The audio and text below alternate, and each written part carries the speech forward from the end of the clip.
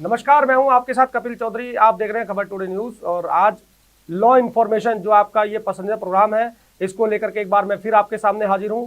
हमारे साथ मौजूद हैं सुप्रीम कोर्ट के वरिष्ठ अधिवक्ता संदीप दुबे जी। आज हम उनसे बात करेंगे राजद्रोह या राष्ट्रद्रोह के बारे में, क्यों ये मुद्दा है काफी जो है इस समय गरमाया हुआ है। और उनसे बात करते हैं।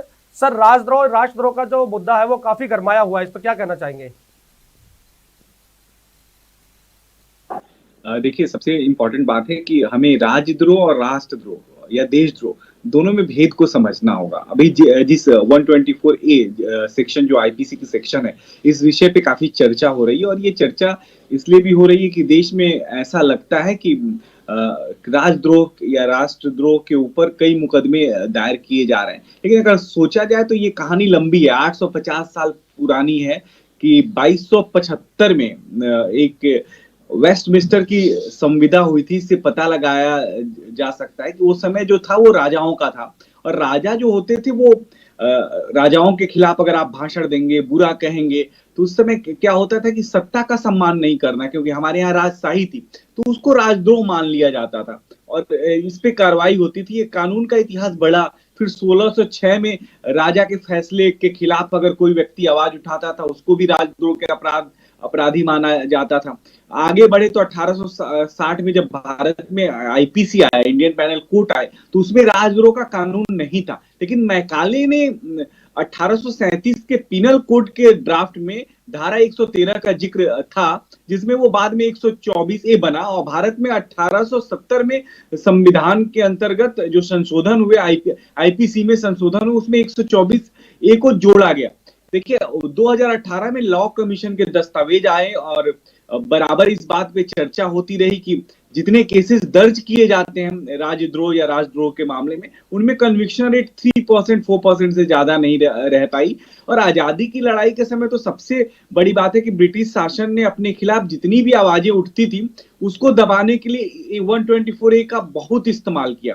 इवन यहां तक था कि महात्मा गांधी जी को भी जेल में डाला गया, भगत सिंह जी को जेल में डाला गया। भारत में जितने भी बड़े बड़े क्रांतिकारी थे, वो सब जेल में रहे। लेकिन आज ये चर्चा का विषय इसलिए भी आ गया कि हम अगर इसको सेक्शन को समझेंगे तो सेक्शन साफ साफ कहता है कि अगर कोई व्यक्ति बोलकर या लिखकर या इशारों से या फिर चिन्हों के जरिए किसी और तरीके से घृणा पैदा करता है, अवमानना करता है, लोगों को उत्तेजित करता है या असंतोष भड़काने की कोशिश करता है, प्रयास करता है, वो राजद्रोह का आरोपी होगा। देखिए,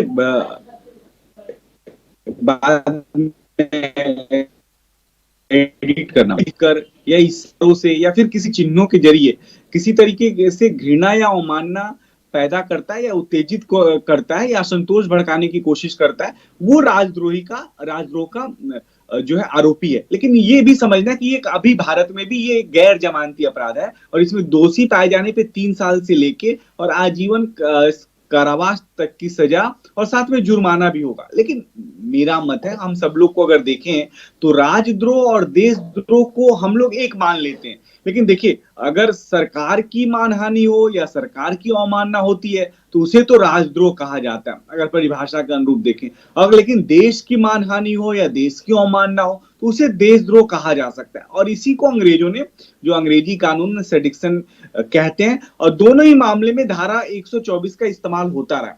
अभी कुछ दिनों पहले भारत के जब आजाद हुआ, अपना देश आजाद हुआ, संसद में 1951 में जो भारत के यशस्वी उस समय के प्रधानमंत्री जवाहरलाल नेहरू थे,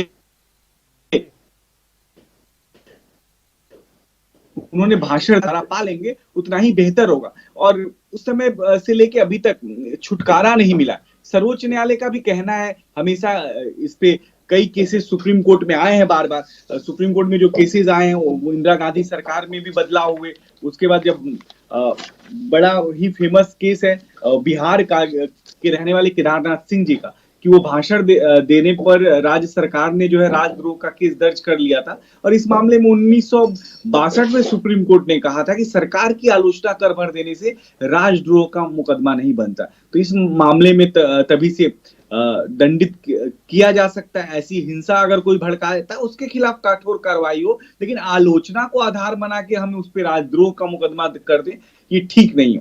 तो इस तरह के विषय बराबर सर्वोच्च न्यायालय के अधीन आते रहे। लेकिन अच्छी बात है कि आज सरकार जगी है, बेहतर सरकार है। प्रधानमंत्री जी ने सिफारिश करी, प्रधानमंत्री जी ने कोशिश करी है, और जो सरकार की तरफ से भी जो हलफनामे आए हैं सर्वोच्च न्यायालय में, संदीप जी अगर बात किरण करें तो रिजिजू जी ने सरकार बहुत भी कानून को लेकर के असमंजस में है।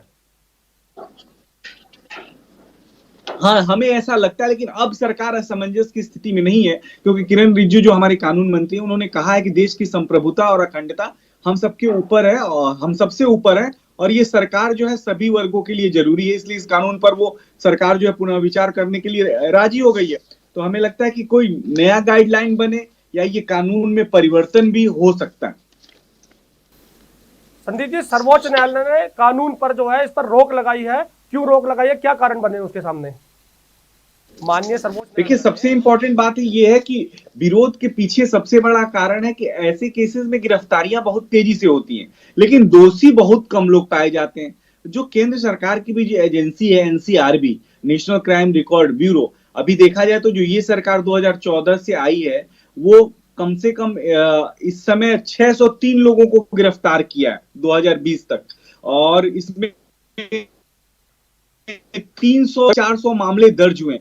और आपको जान के हैरानी होगी, 13 लोगों को ही मात्र दोषी पाया गया है या दोष जिन पे सिद्ध हुए। तो इस तरह से तो ये देखा जाता है तो 93%, 97% मुकदमे जो है ऐसे ही लगते हैं कि वो गैर इरादतन किसी को फंसाना है, कोई सरकार के खिलाफ है तो उस पे लगा दो। तो इसलिए सर्वोच्च न्यायालय चिंतित है कि इस कम से कम इस कानून का गलत इस्तेमाल ना हो।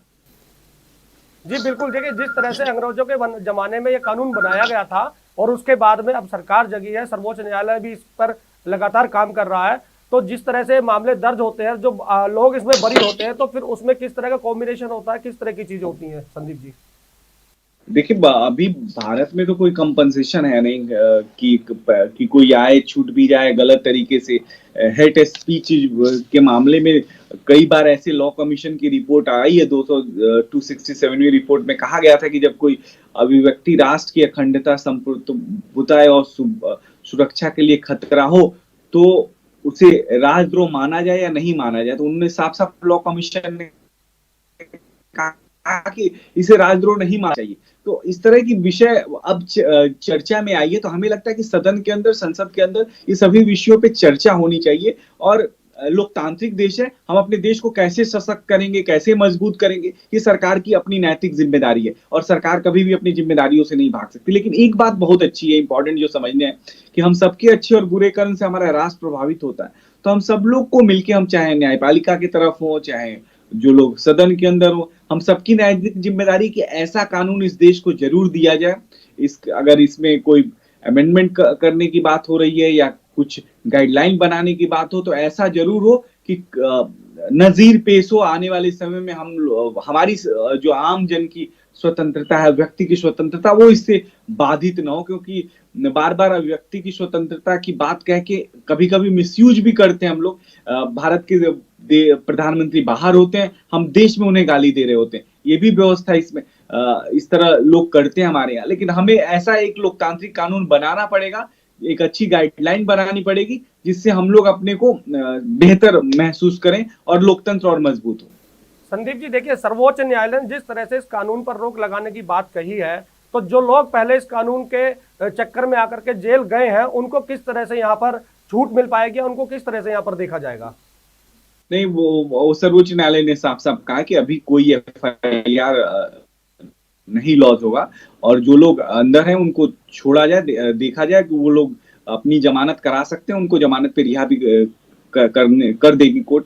अब इसमें यही देखना है कि सरकार के ऊपर बहुत बड़ी जिम्मेदारी है, सरकार इसको कैसे लेके आ रही है, कौन सी गाइडलाइन ले आ रही है, या इस एक सेक्शन में कैसे वो संशोधन करना चाह रही है। ये सारी कुछ अब संविधान के ऊपर, संसद के ऊपर है कि क्या इसको लेके कोई प्राइवेट बिल पेश करेगी, या इस पे कोई सिफारिश आएगा, या ये सरकार कोई कमेटी बना के पुनः विचार करने की बात करेगी।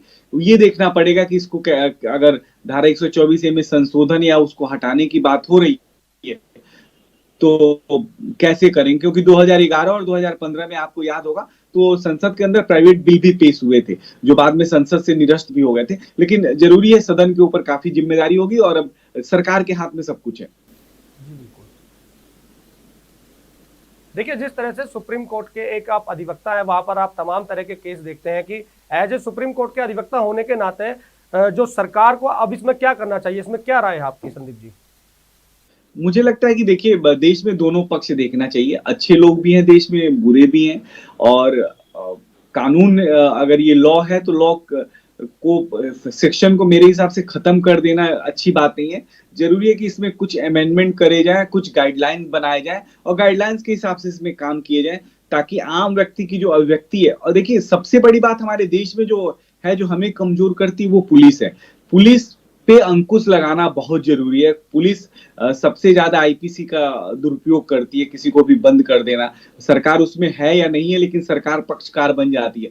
तो ऐसी गाइडलाइन हो जिसमें पुलिस पे भी अंकुश है कि वो झूठे केस में किसी को न फंसाए। अगर गलती से वो फंसा रहे हैं और अगर राष्ट्रद्रोह का मुकदमा दर्ज कर रहे हैं या राजद्रोह का मुकदमा दर्ज कर रहे हैं और उसके बाद वो व्यक्ति बरी हो जाता है, इसका मतलब है कि जो एफआईआर लॉन्च करता है अधिकारी, उसके खिलाफ कठोरतम कार्रवाई का प्रावधान होना चाहिए। क्योंकि एक आप अच्छे व्यक्ति को, अच्छे विचार को राजद्रोह या राष्ट्रद्रोही उसको घोषित कर देते हैं और बाद में वो छूट जाता है, वो गिरफ्तार नहीं हो पाता।